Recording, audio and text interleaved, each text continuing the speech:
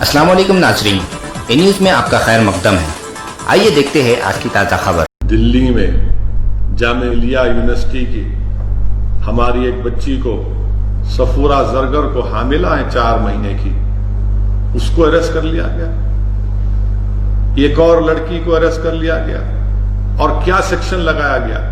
ان lawful activities prevention act کے section لگائے گئے۔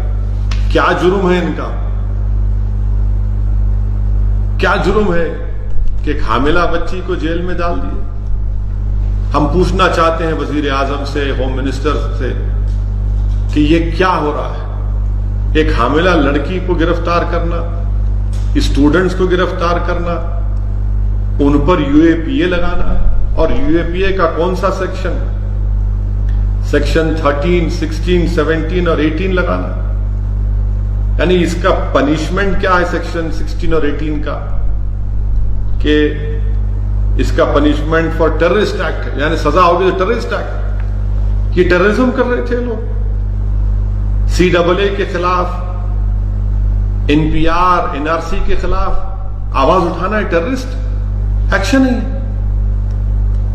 عجیب بات ہے۔ اور پھر سیکشن 13 لگانا، ان لافل ایکٹیویٹی، احتجاج کرنا ان لافل ایکٹیویٹی کب سے ہو گیا؟ اور یو اے پی اے کا ایکٹ لگانا، اور یہ سیکشن 16 اور 18 کہاں سے آیا؟ میں ہمیشہ یو اے پی اے کے خلاف آواز اٹھاتا رہا ہوں۔ جب ہم یو پی اے کی تائید کر رہے تھے اس وقت بھی اس کی مخالفت میں ووٹ دیا تھا۔ اب 2019 میں جب اس میں ترمیم کی گئی، اس وقت بھی ہم نے اور امتیاز جلیل ایم پی نے مخالفت کی۔ آپ اندازہ لگائیے کہ سیکشن 16 اور 18 کو پوٹا کے اس میں، پوٹا کا جو ایکٹ تھا اس میں ڈال دیا گیا۔ اور پھر آپ سوچئے کہ یہ یو اے پی اے کتنا ایک ظلم ہے، اتنا ان کانسٹیٹیوشنل، اتنا گندا قسم کا قانون ہے کہ اس کا سیکشن 43D دیکھیے، بیل پروویژن کا، یہ ایگزیکٹ ریپلیکا ہے سیکشن 49 سب سیکشن 7 پوٹا کا۔ اور کیا کہتا ہے کہ اس میں بیل مل ہی نہیں سکتی آپ، امپاسبل ہے، امپاسبل ہے۔ کیوں امپاسبل ہے؟ کیونکہ یہ کہتا ہے کہ جب تک کورٹ پبلک پروسیکیوٹر کو نہ سن لے، مجسٹریٹ بیل نہیں دے گا۔ اور پھر چارج شیٹ کو دیکھنے کے بعد تو جو ایکیوزڈ ہے، یعنی صفورہ زرگر کو جو 3 مہینے کی حاملہ ہے یہ بچی، اس کو اپنا انوسنس دکھانا پڑے گا بیل کے لیے، یعنی پہلے دکھانا پڑے گا۔ یہ تو ٹرائل میں ہوتا ہے، مگر اس کو اور دوسری جو لڑکی کو پکڑا گیا ہے اور دیگر لوگوں کو، ان کو بیل کی ہیئرنگ میں اپنا انوسنس دکھانا پڑے گا، یعنی ٹرائل شروع ہونے سے پہلے بیل ملنے کے لیے۔ یعنی یہ پریزمپشن آف انوسنس ہے ہی نہیں اس میں، اسی لیے گندا قانون یہ یو اے پی اے میں ان بچوں کو ڈالا گیا۔ اب آپ دیکھیے کہ اس میں کیا لکھتی ہے ایف آئی آر میں، دلی پولیس لکھتی ہے پری میڈیٹیٹڈ کانسپریسی۔ کون سی کانسپریسی؟ کہاں کی کانسپریسی ہے؟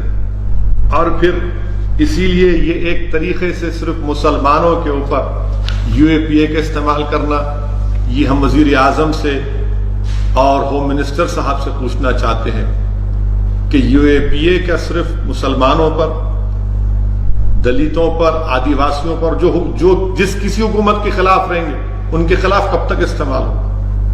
ہم وزیر اعظم سے پوچھنا چاہتے ہیں کہ ان لوگوں پر یو اے پی اے استعمال نہیں ہوگا۔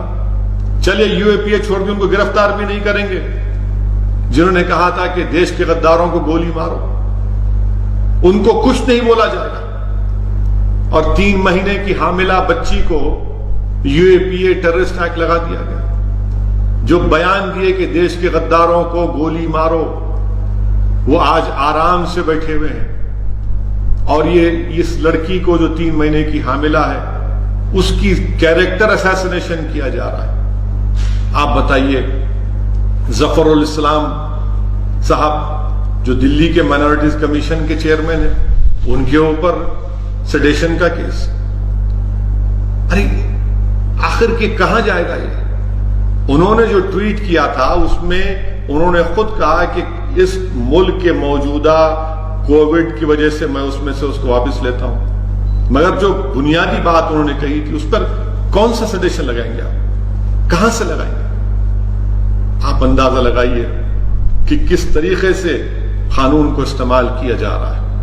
جو لوگ دلی کے فسادات میں گھر کو جلائے، جن کی وجہ سے موت ہوئی، کچھ نہیں ہوگا ان لوگ، آج آرام سے گھوم رہے ہیں کہ دلی کے. میں نے اس وقت ہی پارلیمنٹ میں جب دلی کے فسادات پر بحث ہوئی تھی، ہوم منسٹر کے بیان کے بعد میں نے پارلیمنٹ سے باہر نکل کر جس خدشے کا اظہار کیا تھا کہ انصاف نہیں ہوگا مسلمانوں کو دلی کے فسادات میں، یہ ایک جنوسائیڈ تھا، پروگرام تھا، اور وہ صحیح ثابت ہو رہا.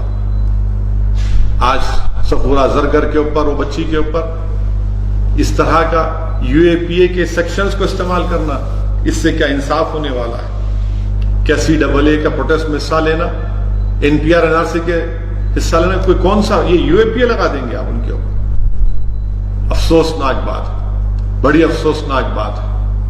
میں اس کی مذمت کرتا ہوں اور حکومت سے مطالبہ کرتے ہیں کہ اس کو فوراً واپس لیا جائے.